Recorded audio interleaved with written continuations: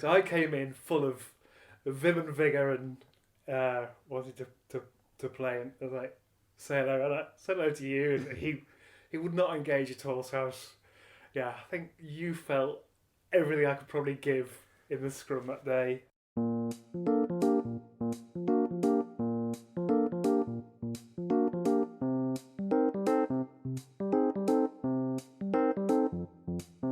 Hello amateurs, welcome to episode 9 of the Amateur Rugby Podcast, here to help soothe your Sunday morning hangover with some intense rugby chat about the grassroots of the game. I'm your host Tim, and today I'm still in the Algarve in Portugal, where van life has been very good to me over the last week. I hope you're all enjoying this part of the season. Early game rustiness and lack of match fitness should now be a thing of the past, and you should be enjoying some great contests before the winter truly sets in. Did you listen to last week's episode with Mike Friday? The stats would suggest that most of you have, as it got downloaded more times than any other episode in its first week. It was brilliant chatting to Mike, and we covered a lot of ground. If you're a young or aspiring coach, then you really can't afford to miss it. A lovely little bit of feedback came in from Des Collier. He said, "I love the podcasts. Superb one with you and Geezer today. It got me around Sainsbury's nicely this morning. Keep it going. Hope you're well." Thanks, Des. Much appreciated. It wasn't a goal of the podcast to ease shopping stress, but I'll take it as a win. If you'd like to send feedback, the best way is via email. You can contact the pod on hello@amateurrugbypodcast.com. But my guest this week is Sammy Boulton. I've known Sammy for many years and we've been opponents and teammates. We have some common interests, two of which are stats and sports.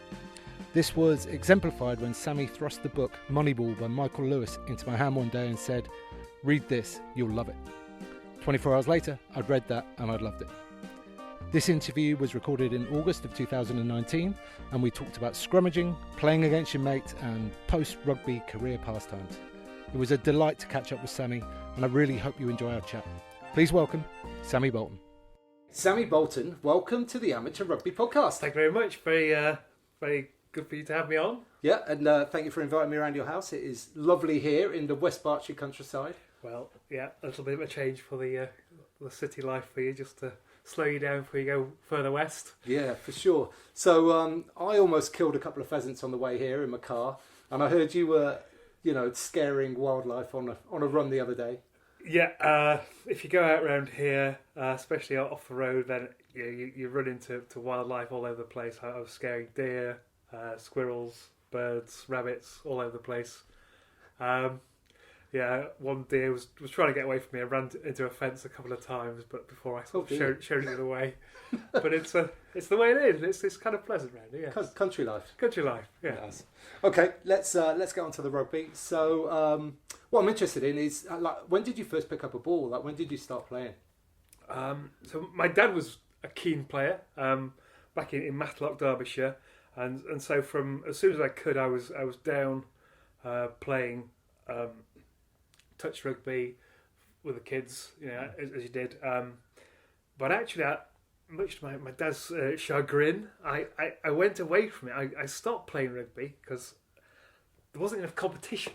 Really? Yeah. So I went and started playing football. So what, the rugby scene was just a little bit weak, or it was just all we did was practice and play a bit of touch, with the kids, and I wanted results. I wanted to know if I'd won or not. And so I remember my dad telling me that I had to go and tell the coach, and that being quite a difficult experience for me. What sort of age were you then? So that was sort of 9. But then I went to senior school, so age of 11. And I knew it was going to be full-on rugby from there. Yeah. And so that was a Highfield school, Matlock, where I had a great sort of many years, throughout full school, both for Highfields and played for Derbyshire as well, and had some great memories from there. Interestingly, my first ever games lesson I was put at hooker, right, and not got that far away from it. Yeah, never really changed. Not really, I've moved across one to prop, and then back again, and mostly enjoy it at hooker. Why? What are the parts of the hooker's game that you enjoy? The front row is a wonderful contest. If you've won, you go in and that part of the game where you're against your opposition, and you may or may not take one against the head, or there's a few key scrums. It might be just one moment during the game where you get the upper hand, but it's a proper one-on-one contest with the sort of two guys either side of you, and with very limited tools. You've basically got your head, your body position, your shoulder position that you can put either side, either into the tight head or giving a hooker as much grief as you can. Not every scrum. You've got to pick your moments and all that. So that confrontation, plus the fact that you can get about quite a bit from hooker. So from line outs, you're often flying into sort of the third flanker, and so you're doing that's you're very much close to the action there. You're just right in the thick of it the whole time as a hooker, that's right? it. Yeah, you're never off, right? Yeah. I think I could never.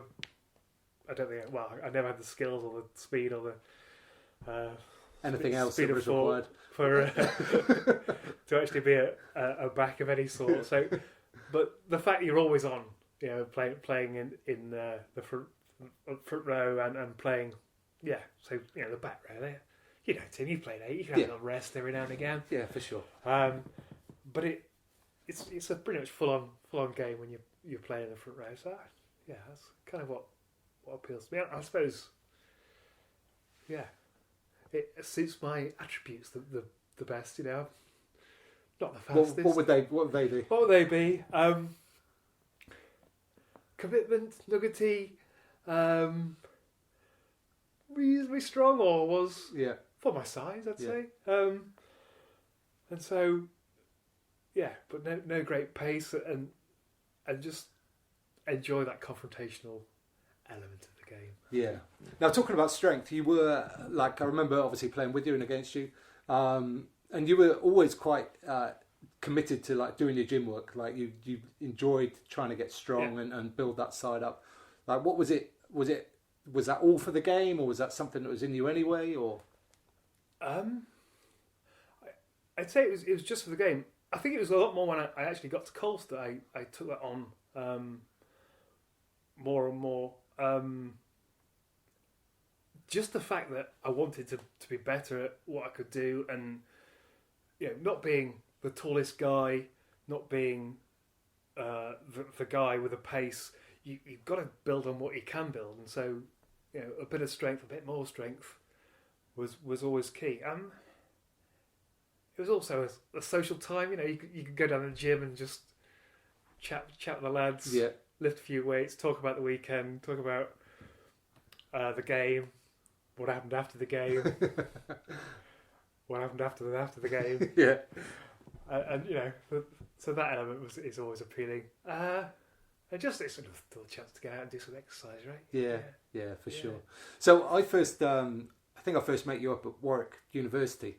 Yes. How was your university days? Do you look back on those fondly, or what was the situation there in the social scene? Very much so. Yeah.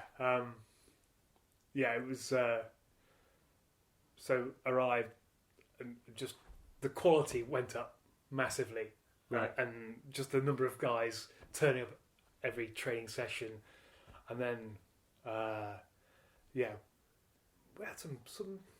I don't think we had any great rugby at Warwick. We weren't massively talented compared to the teams around us, but you built out those bonds. Yeah, those bonds, and I'm talking to you now because probably of the guys I met. Towner, who you've already interviewed, and the other guys, those guys, and the nights out, just the bond, playing twice a week. You really did live and die rugby. It was took over a few lectures here and there. You got those done, but Wednesdays was rugby, Saturdays was rugby, and training twice a week as well. So it was full on, and it really, I suppose that's where, going back to the weights, that's where I started doing a bit of that. I don't think I did anything Yeah, it's interesting actually. One of my earliest memories of you, Sammy, was actually a night out at Warwick University, and I think it was near the Hurst 10 block. Right. That year, whenever that was, and it was late-ish at night one time, and I turned up completely unprepared, as I'm prone to do, and it was pretty cold, and somebody asked if anybody could lend me a jumper. And you very kindly put your hand up and said, yes, yeah, I've got one here. Yeah, this will do. Perfect. And if it doesn't fit him, I'm going to give it weight. I remember it really vividly. Made me laugh. Yeah. No, I remember Terry saying, yeah, I'll show you a proper prop. Timmy arrived, yeah. Big lad. Oh, okay. Yeah, absolutely. Okay, but then after university rugby, you went off to play for Cambridge, I believe. Is that right? Before that, actually, I played for Tabard for a few years. Did you? I didn't know that. Yeah, so I worked, sort of South Mims for GC Marconi, and they were the best club around, so I just turned up. A guy called Mark Sharp was the hooker. I don't know if you ever played against him. Don't recall. But he was the hooker and captain, so I didn't really get a look in there. But we had a good setup, and the second team we won the Hertfordshire Cup. The first team cup, playing the second team Tabard. Yeah. But it was it was a bit of cash there as well. It was you got a few quid for your petrol money and things like that. So it was a bit of an eye opener. Really, just like expenses kind of thing, as opposed to So new pair of shorts. Okay, you get 20 quid for that, and you'd have to train to qualify, things like that. But it was quite an eye opener. But I didn't really click with the team particularly. It was quite a disparate club that brought in players here and there, and it never felt completely. You didn't get that bond. I suppose because I wasn't really in the first team, so just bumping off the fringes of it. But actually, one of the games I remember was, I think we went down to Cheltenham and beat them 7-6 in an absolutely disgusting day. I was on the bench. Yeah. But it was But yeah. But the professional side of it didn't jive with you in any way. No, because it wasn't. No, it didn't feel particularly. There just wasn't that club atmosphere, that camaraderie that you kind of need, I think, and it felt quite mercenary to some extent, which didn't sit with me particularly well. But then so I then moved for a job again to Cambridge and played there, which I think when I moved there, that was straight into the same league as Colfians, London 1. Mm-hmm.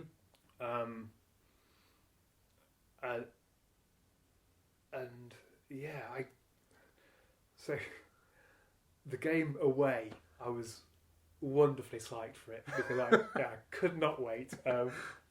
Just to paint the picture here, I was playing tight head for Old Colfians that day. You were playing hooker for Cambridge. Yeah. And our friend Steve Taft Corlett was playing hooker for us Old Colfians, and he was a former university friend of yours. But actually, I'd been dropped, so I don't know. I came on. It's like, okay, Sam, we know you want a shot at these boys, but we need your explosives, sort of finisher, just call it now. But I was just massively annoyed, and I think as I was brought on after sort of 50 minutes, we were 2 scores behind, and the Colfian defence then was pretty phenomenal, all enveloping. But what wound me up one of those things was Taff. Steve Corlett would not look me in the eye. He would not look me in the eye. So I came in full of vim and vigour and wanted to play, and I was like, say hello to you, and he would not engage at all. So I think you felt everything I could probably give in the scrum that day. Well, I've got to say, Sammy, I brought this up deliberately because I have never come across a more committed, driven front row performance than you that day in my entire career, and that is 100% a fact. Well, thank you very much. There was every single scrum felt like it was going to be your last. It felt like you put everything into all of it. I was massively annoyed. Forget it. And Daft not saying hello, you know. And I was running, sort of, so 30 minutes to make an impact. In my heart of hearts, I didn't think I could, but I think Hyder took offence to some of the things I'd done. I think I might have stamped on someone a little. And so he swung at me. He was in the bin. Right. Dave Lewis then went to 9, which was quite wonderful because I managed to get hold of him a couple of times. Right. So Dave Lewis is another former university friend of yours, right? Yeah. So he had to go. So he was the winger, but could play a bit of 9. He went to 9. I managed to get hold of him a few times, which was good fun. But ultimately, Colfians won. But it was a good day. Yeah. So I'm just interested about that psychology of like playing against your mates, because I've had the pleasure of doing it quite a number of times now, and even in the front row and stuff like that. I really like it. Like, I love that challenge of playing against somebody you know and a mate, and you can like really go at it. Yeah. And know that at the end of the game, you're going to shake hands and give each other a big hug, and go and have a beer. And go and have a beer. Yeah. So I'm just wondering your sort of thoughts and opinions. Absolutely. On that. And I don't even mind giving and taking a bit of knuckle, with your mates, because you're not going to really hurt each other. Not capable of it. No. And it's wonderful because you're playing at a pretty decent level, but against your mates. And so can you get one over on them? And there's just that extra little edge, right? I mean, it's kind of like you play against people and you get to know your opposition in various teams, but when they're your mates, it's just the build-up's just wonderful, right? And it's like, okay, I want to shot this guy. And when they're directly opposite, like in the front row, then you've got that extra, you will know if you were the victor that day to some extent, I suppose. I remember a day for me, I can't remember which club I was playing for actually, it might have been Esher going back to Blackheath. Right. And I played against, the hooker there was a young lad called Jack Knight, who I got on really well with when I was at Blackheath. And this scrum went up at some point in the middle of the second half, and there was flailing arms everywhere, nothing was properly thrown, but it was, kind of handbags and stuff, really. Yeah. But it all kind of settled down, and everybody just kind of grinned at each other, and then got ready for the next scrum. Anyone looking like, what is wrong with those idiots? They've just been swinging punches, and now they're grinning like idiots at each other. So, but it's a real highlight, isn't it? I think just to be able to play with and against your mates. Yeah, for sure. For sure. Now, I was telling you earlier that I interviewed Mike Friday this morning. Yes. And listeners, I missed a little trick here because there was a Vets game a couple of years ago. Well, maybe 5 years ago now. Maybe 7. Yeah. Okay, 5 to 7 years ago. Which was Old Colfians against Blackheath. Yeah. And Mike was playing scrum half for Blackheath, and you were playing hooker, I'm assuming, for Old Colfians. I was. And it seemed like you spent your entire Saturday afternoon trying to wind him up. Yeah, I think likewise. I think so. The first scrum, the hooker who I was against wasn't much cop, so I took it. I tucked him up quite nicely. Took the ball against the head. Every other scrum that then on, Mike threw it basically in the second row. So that's the first thing to annoy me. And he was he's quite chatty, right? He's probably got he has got the stuff to back it up. But he was winding me up. Not directly at me, but then, I started to. I felt like he was. I don't know, bullying us in a way with his skills. Yeah, by being too good. Yeah, just being a bit too good, which I took offence to. So, if he got near the ball, bait for the scrum, I'd just go and splat him, and he knew I was after him. And at one point, this is the leveling skills was he had the ball, could see I was after him. He stepped at me, pointed at me, laughed at me as he ran around me, and then I kind of went in a bit late on him, the tackle, and he got hold of me around the neck at that point. I think that was where we kind of called it quits. Yeah, everything ended after that. Yeah, it was kind of like if you want to do that, that's what you get back. So, here we are. But, yeah, fair play. He was a lot better than me, and they won, and probably a lot part down to him. But, yeah, I felt he was kind of bullying us with his skills. Yeah. So I was trying to sort of stop him a bit, and, yeah, I kind of enjoyed my day. Yeah. So apologies, listener. I should have asked Mike about that this morning, but the memory only came to me in the middle of the day. Maybe I'll have Mike back on and we can let him say his side of it. Cool. So, but now with both playing days are over. Yes. What are the sort of major changes that you've had sort of in your life since finishing playing? I suppose kids, right? Right. Yeah, I think if I had kids so my two girls aren't really that competitive in terms of sport, and haven't really shown a great inkling, and I'd have taken them down to a rugby club and probably would have kept more involved if they were so inclined, but they haven't been. So I've stepped away from the sport. Taken up some other sports though. Yeah, so I'm a proper cycle boy now. Yes, I race and do proper mammals, the term, isn't it? Yeah. Yeah. So doing a bit of that, just try, which is wonderful because I'm learning new skills and finding out that I'm coming beaten by young kids again, or people a lot better than me in a different sport. But it's kind of fun, keeps me out of mischief. Keeps the beer belly off to some extent. Gives you something for that personal competitive drive that you've got to keep going at. You've got to try and satisfy that urge. Yeah, get rid of that little ball of anger that pops up in whatever way. And before the cycling though, you were doing the running as well. Yeah, I've done so. Yeah, bit of running here and there. What's your best marathon time, Sam? Come on, I'll ask the question so you don't have to. Okay, 3:23. 3:23 for a former front rower is a phenomenal. Thank you very much. Yeah, not bad. Marathon time. I think I'll retire on that. Yeah. Marathons are far too far when you weigh, as front rowers do weigh, and I think they're designed for the smaller man. Yeah.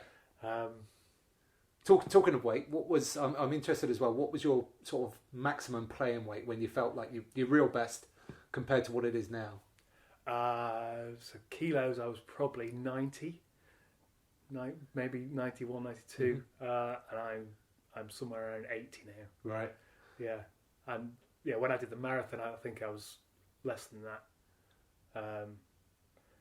So yeah, I think it really does count when you're running. When you've got to shift that. If you had to pick it up and put it on in a rucksack, right, an extra 10 kilo, you wouldn't do it.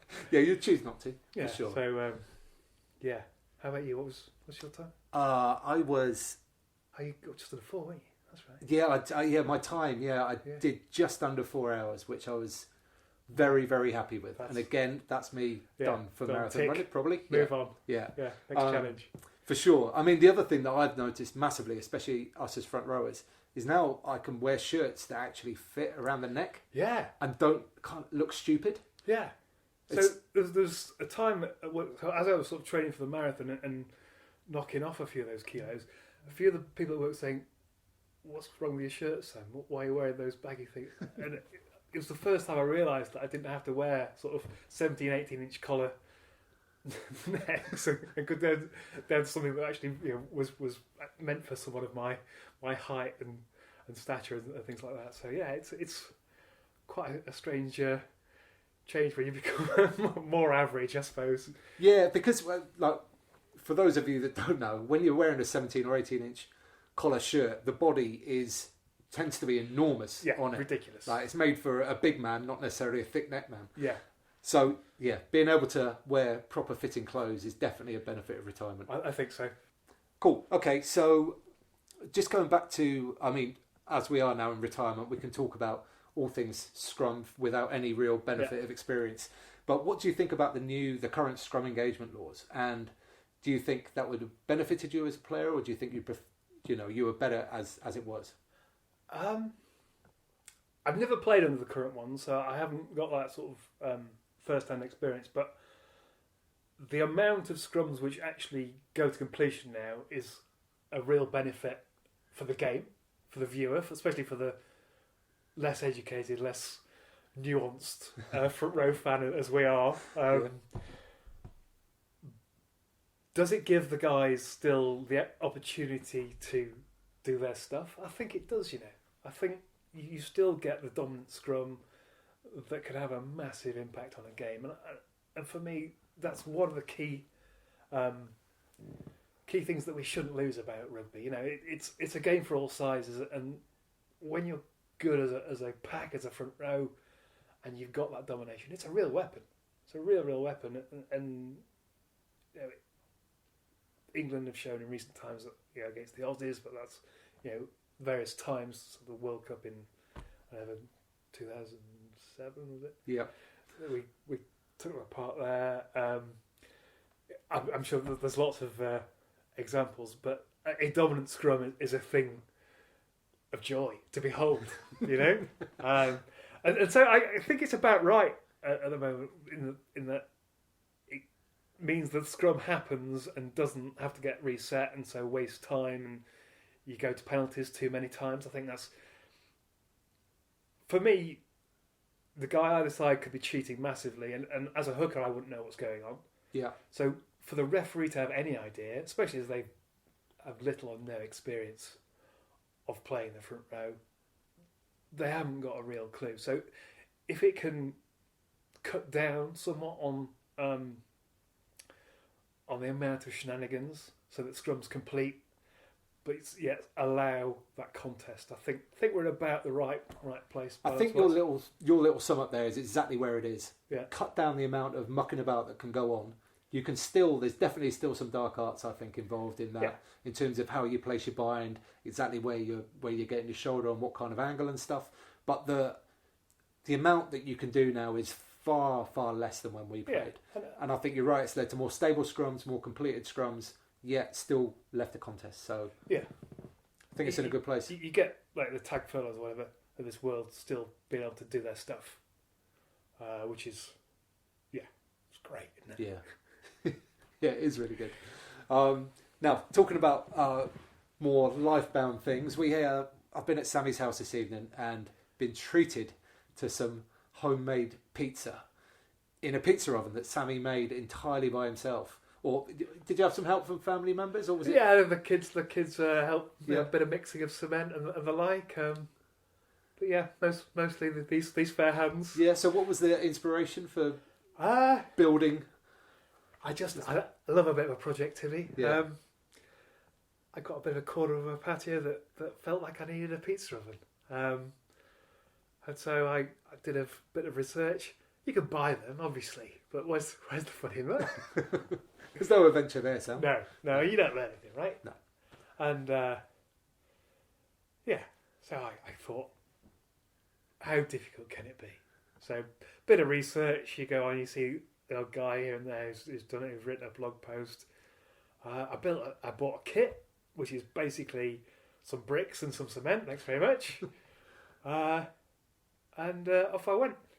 And pretty pleased with the outcome. Thanks for it's amazing. It's excellent. Just to say, Tim, you took to it like a duck to water. Thank you very much. Congratulations! I cooked my very first pizza this evening. First pizza, you looked like a pro. I'll write up your certificate later of competence. Excellent. Thank you very much. And it's entirely possible that somebody listening to this right now might be interested in building their own pizza oven. Like, would you be willing to offer advice? Or get in touch. Let me know. I've got photos. I've got experience. Yeah. Happy to share. Absolutely. Okay, I want to talk about your other big building project as well, because this enthralls me even more. Okay. You built a boat. I did, yeah. Tell me about that. So moved to the village. So as you say, we're out in the countryside here by the Thames, which is very pretty around here. And the place that I rented had access to a river garden, and on that was a little boat. I thought, I want some of this. So again, I looked around. How much are boats? bit expensive actually. But I found a kit which was vastly cheaper, and also, how difficult could it be? Turns out, a little bit more difficult than I thought. So, the kit I got was from this company, and what you could do was send off for the instruction manual first for a few quid, and then if you wanted to buy the thing, they'd take off the price of the instruction manual off the whole thing. So, I went and did that, and I had a read through it. It said sort of 6 or 7 days. Sort of manual labour total time. That sounds reasonable. Yeah. I mean, so how difficult could it be? Here's my money. Big packet of wood Lego, I think, should we call it? Yeah. Bit more than that. I had to learn a few skills, but 6 to 7 days, no. Weeks, no.